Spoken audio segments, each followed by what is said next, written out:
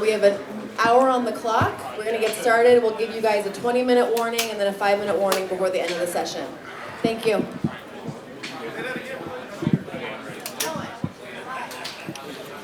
Dillon, what do you see on Ohio State's defense, and does it look a little different than when you guys played them at the 6th game? Yeah, they're extremely talented. Played this group before, and as time goes on, everyone evolves and gets better. They've done that. And you see that on tape. They continue to run around and play really well. So excited for the challenge, and know that two great teams going at it is the fun about college football. It's so rare that two games are exactly the same. Do you feel like this will probably play out a little different than it did the first time around? I don't know. We will find out and see. But for the most part, like I said, it's two great college football programs that have been known for great football, and when that happens, it's a recipe for a great environment. So excited for that, and then to top it off, it's at the Rose Bowl. So. DG, you guys have talked a lot about culture this season and about connection and everything, that being a pillar of the team. How is that showing up right now, and how important is that going to be in obviously this long plan? Yeah, I think as you build it, a team's culture, but also just how you are as a group together. We truly enjoy going to work today or every day together, and have fun, doing that. And I think that allows you to be genuine and authentic in what you're building, and that I feel like that's shown through our work and through our production on the field. But for the most part, I think once you get to this point, you got to have some of that to even get to this point. Does that make sense? Yeah.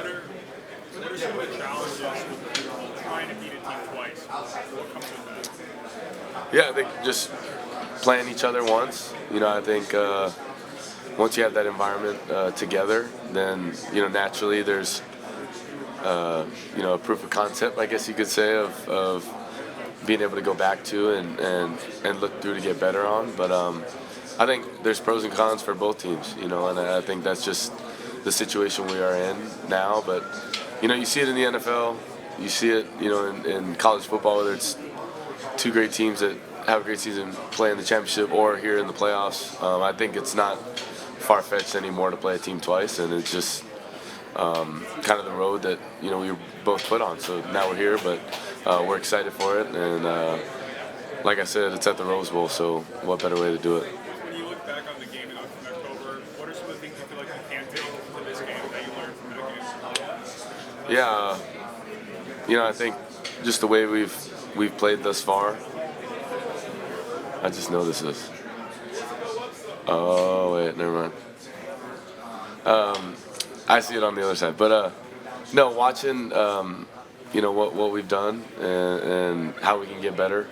Like I said, that past 2 weeks of self-scout, we're able to just whether it's looking inwards and try to improve in different areas, and then also when it comes to opponent prep, using all that to our advantage and trying to be as prepared as we can.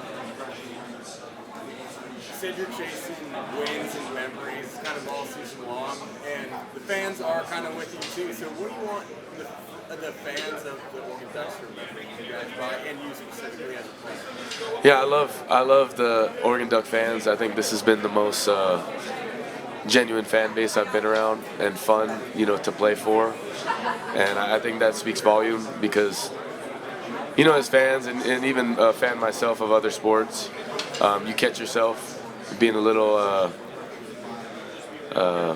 wild with comments or what some type of product should look like. But what I love about Oregon fans, and even just people within the community, is when you see people and just the positive energy they bring and words of encouragement.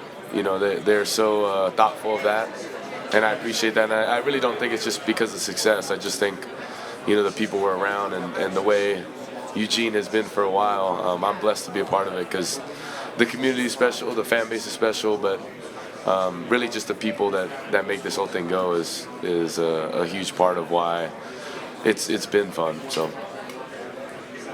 Dillon, you have a lot of people back at home really supporting you. A lot of people getting ready for this. What does it mean to have Yeah, it means a lot. I love being from Hawaii. I love being born and raised, and the experience you have as a young kid is special. And I think when you grow up, you start to realize that that upbringing is part of what makes you different in a great way. And I just want to represent everyone to the best of my ability. I've had great role models myself on how to do it, and I just want to continue that because I was once that little kid, and I know there's kids behind me that want to do the same and have big dreams and goals and aspirations for their careers and what they want to do. So I want to represent it in a way that is real, it's genuine, but also being able to have fun and know that what we do is fun and where we're from is special. And I was able to talk to your mom, and she said that if everything goes right, you guys will be able to your family will be able to spend the new year away from the island. So what has it been like to have your family be part of this journey, get you all the way to where you're at now? It's fun. I think family's very important, obviously, but not just because we're blood related, but the choice to be around one another and the support, the love, and the connection we have, it's special. And I think as you get older, you have to value that in order to keep it close. And we do that.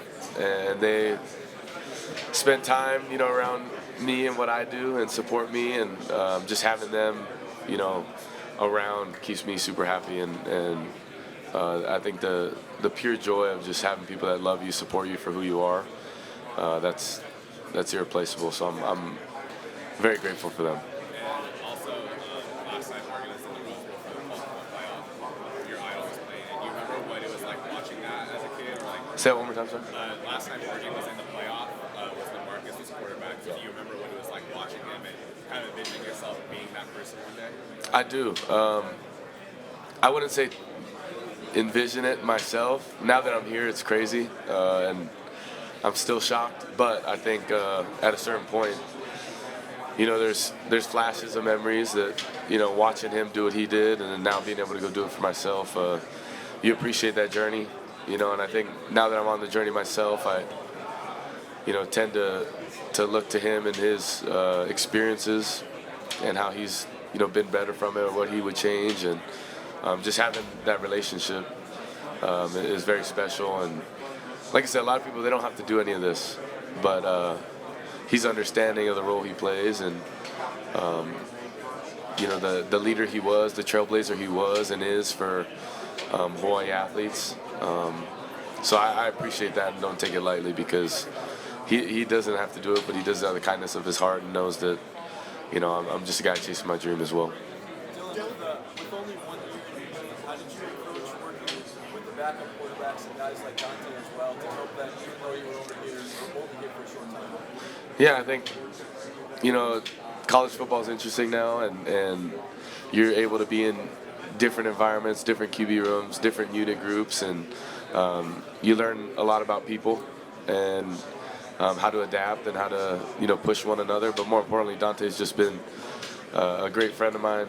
My roommate on away games and even our home game hotels. But just that relationship has continued to grow, and you appreciate a guy who's pushes you in practice, and the throws he makes and the plays he makes on a day-to-day basis. It allows us to push one another, but also a guy who's played the game, in real time, and his knowledge and being able to sit back there and then now taking a different perspective.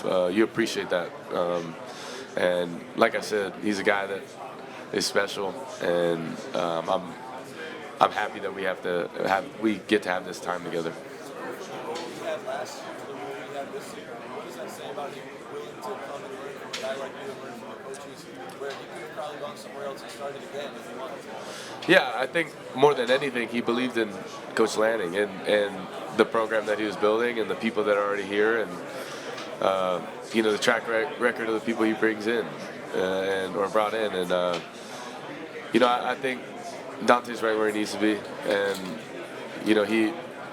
he wanted to come here in the beginning, and now he's able to get right back here. I think it was an easy transition because he's been here a bunch, and everyone knows him really well. but like I said, Dante's my dude, and he's a special dude. Thank you. Let's talk to Coach Landy about Jordan James. Yep. He said he sees such massive growth happen this season, but more so it's his unique way of practicing.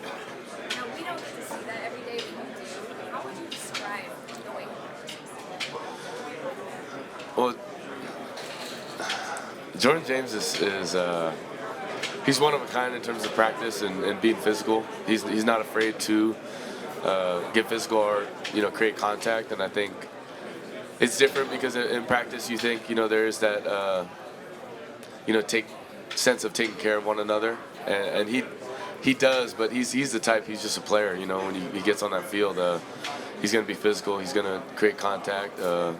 That's just his style of play. So he don't change that for practice. It's fun to watch, and he kind of sets the tone for everyone in how we play. Is he one of the most physical players around? He's up there. He's up there. I've played around a bunch of players, but I think just his nature. I think the combination of a lot of things, not only his physical nature, but how fast he is, just the way he runs with the football. There's a lot that makes him special, and don't want to just limit it to physicality. In this game, you guys have one break, which you didn't have in the first round. How does that change your guys' mentality? Does it? How does it show out? Yeah, we're better when Jordan Burch is playing. He's a great player. He's a great dude. One of my really close friends. But he's also one of our leaders. So I think all in all, he's a guy you want on the field, and happy we have him on the field. Dillon, you know, visited by Tim Grover, as working with Michael Jordan, Kobe, Dwayne Wade. When you guys heard from Tim Grover and had him speak to your team, what did you get out of that? What was that experience like for you? Yeah, I think Tim was unbelievable. His ability to motivate, but it being so natural and not have to be somebody he's not, but more importantly, just speak on his experiences and what he's been around, and that's greatness. And I think, his ability to, tell that story and give us, real world examples. I think everyone was able to take it in a different way and how it could connect to them. And, whenever we can get a guy like him in our building, please and thank you. So happy we were able to have him there.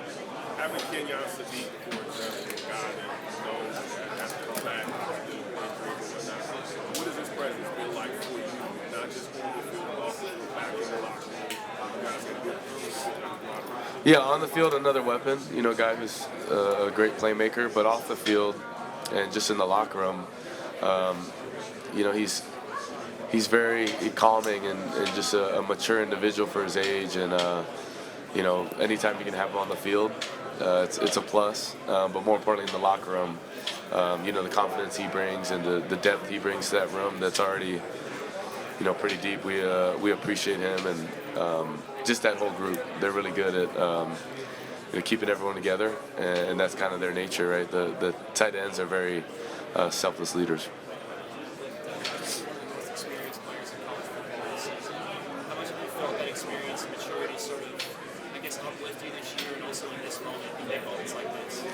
Yeah, the more opportunities you can put yourself in any situation, I think you get more comfortable with it. And that's not just football; it's anywhere in life. And you learn more about the game, you learn more about people, and you're just able to be better. As years go on, there's progression, there's improvement, there's evolution, and I feel like I've had that chance. Not a lot of people get that chance and that opportunity, just the way college football is now. But I think there's something to it. I think there's something to patience and believing in a person and allowing them to flourish and grow. And I think it's kind of getting lost, and I think it's just the day and age of college football. Any message to the guys that say you're pushing 30 or? Say that again? Any message to the guys that talk about you pushing 30 and talk about how old you are or no? I mean, it's getting more and more. It's going to happen more and more, you know. And the older player you are, it's like I think at a certain point you got to ask yourself if you got the biggest interview of your life, and someone said, "Hey, you can have 6 years to study or 3 years." I think anyone would say 6, and being able to get as much experience, as much knowledge as you can, and then get ready to have the biggest interview of your life. So it's just different in way people look at it, and I think a lot of people are just mad that they weren't able to play it to a certain age. And I think anytime there's more people playing football, more than just a game, there's better individuals, there's more disciplined individuals, there's more loving, caring individuals that are being coached and mentored by people who are living the right way. So why wouldn't you want people playing football for longer? There's a lot of statistics behind it. I don't even know. I couldn't tell you, but I bet if you looked it up, you know, people who are in sports, you know, you have a more disciplined regimen, so it leads to, you know, a healthier lifestyle down the road. Dylan, go back to the first 3 different teams, 3 different leagues. You're in the Big Ten now. Did the Big Ten, did you guys take over the Big Ten winning it this year? Or is this a Pac-12, you know, climate that came into the Big Ten? I'm not sure. I'm not sure. I think, you know, what we've done has spoken for itself. But for the most part, I think college football in general, you know, it's wild. And I actually was talking to my mom and dad the other day about it. Like, in 2019, how different was it? You know, just all that's transpired and a lot of positives that has benefited a lot of people, and all of us. You know, we all have careers because of this game of football. So although we have opinions and think one thing should be one way, it is what it is. And I love playing the game. I love being in those white lines, and that's the fun of it. So I think, to answer your question, who knows? Who knows what the Big Ten will be in 5 years, you know, or a new conference may transpire. But I think that's the fun, the unknown. You know, the more for everyone to talk about, the more for everyone to be excited about, the new environments, the new matchups. So it should be fun. Also, I think you or Oregon quarterbacks were sacked only, I think, 13 times this year. 3 games in a row, you weren't sacked, ending with the Ohio State game. They didn't get to you, not safe with pressures. But what's that like to be upright for like 3 straight games? Did that register with you? Yeah, I think, you know, my O-line does a great job, and I say that of just the way they work every single day. I'm appreciative of them and the relationship we have. You know, the trust and the belief has to be built on one another to go out there and play to our best. And I think, you know, early in the season we were able to work through some things, and, you know, adversity is not all bad, you know. I think we have such a negative connotation to growth, to things that may not go your way, and I think it's important to work through it, you know, and commitment to one another, and that's what I love about them. They're selfless leaders themselves. Think about it; they just protect me, so I appreciate their relationship and everything that goes into their preparation, because I know it's all to, you know, protect me and help us run the football. And real quick, can you sympathize with Bill Howard on that last play in the first meeting where trying to make a play, the clock runs out, they got a timeout, just as a quarterback, can you sympathize with how that works? Situational football is a key thing in games, and that people talk about, and you know, you have to talk about it a bunch to be in those situations. But football's wild. There's so many different situations you can be in, and you just, you don't want to be prepared in those moments. So, you know, the more you're able to be in those situations, the more you can correct, and the more you can continue to improve on. How much do you visualize? How much time do you spend visualizing before a game? You know, definitely the night before. You know, can it get you a lot of times see deja vu, things happen, kind of like you thought they would. Yeah, I think that's just to go with preparation. You know, everyone has their different way of preparing, and you know what makes them be at their best. And for me, I think throughout the week, the ability to just lay your eyes on the right things and how you prepare is what I do. So I believe in that. I've kind of created this routine through my 6-year span, but you get better every year and you evolve and how you can improve on it and try to make it so you can be at your best. What's this Rose Bowl mean? You've seen so many great classics. I know Ducks or anybody who's growing up this side of the globe to see this game right now. Yeah, I think the Rose Bowl is fun. We played it against UCLA earlier this year, which was a lot of fun. But I'm excited for the grass.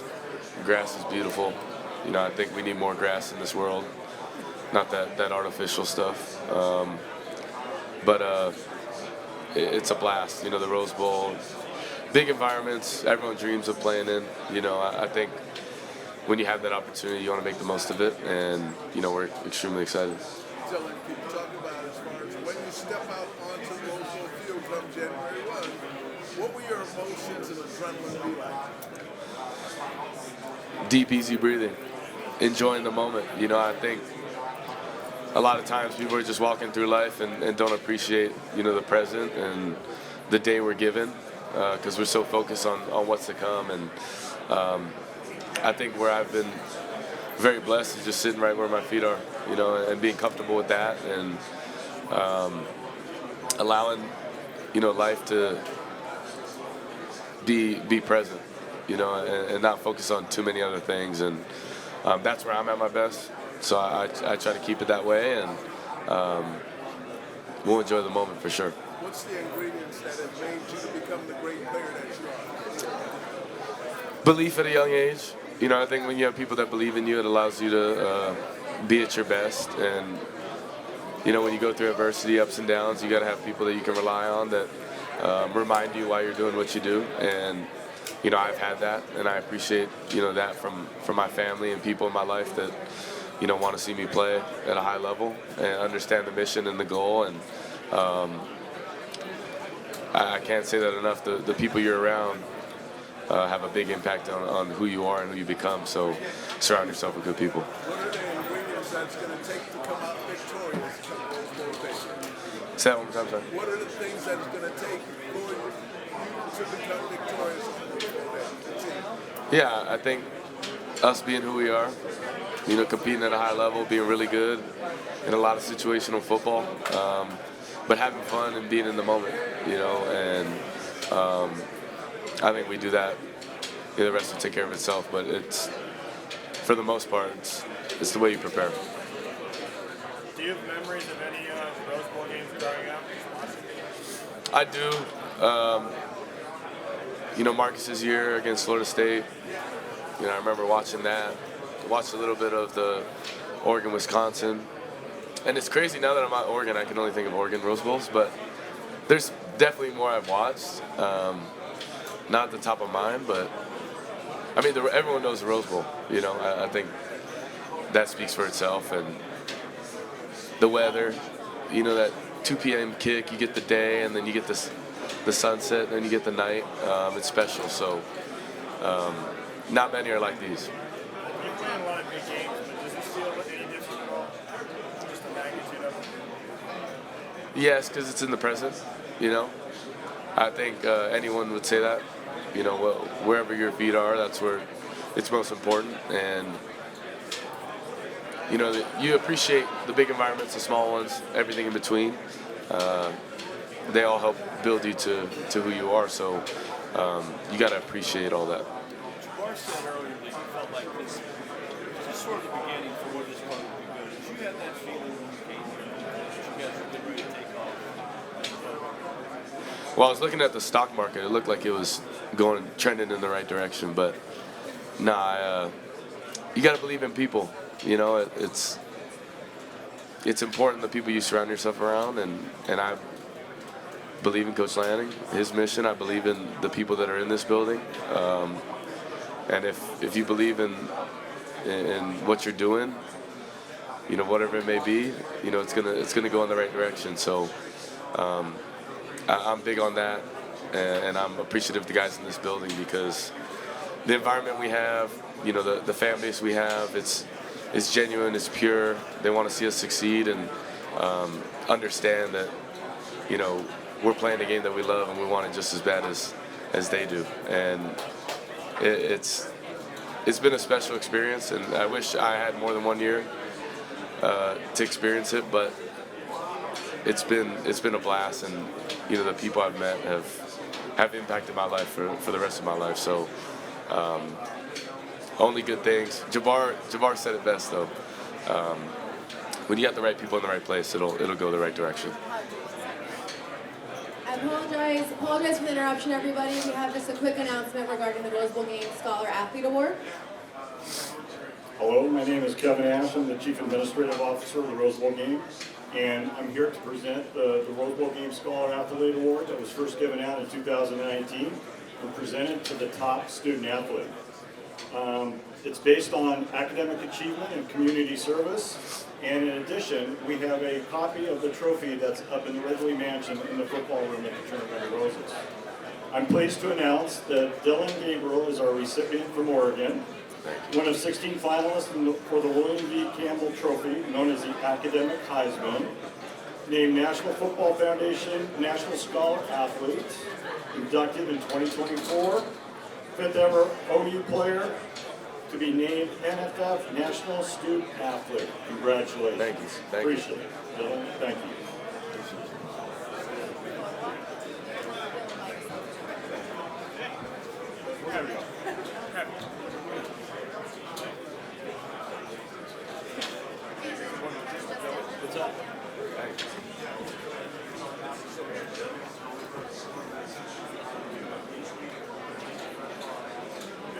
Boom. Thank you. Dylan, I got a kind of stupid but funny question for you. Come on. My name's also Dylan, but it's spelled D-Y-L. Why do you think your spelling's better than the D-Y-L version? Or do you wish you were D-Y-L? Mixed reviews. Dylan's from Corey Dillon, the running back, so I do appreciate that spelling. However, I don't know why they messed up my spelling a bunch. They put another I in between the two L's and the O, so I don't know. They always spell mine that way. Really? It makes me upset. It's interesting. It's like if it was my autocorrect, it'd be D-Y-L-A-N, but yeah, people spell it D-I-L-I-O-N, Dillion, but that's probably why I would say D-Y-L-A-N, because I feel like I get my name spelled right more often, but it's all good. Thank you.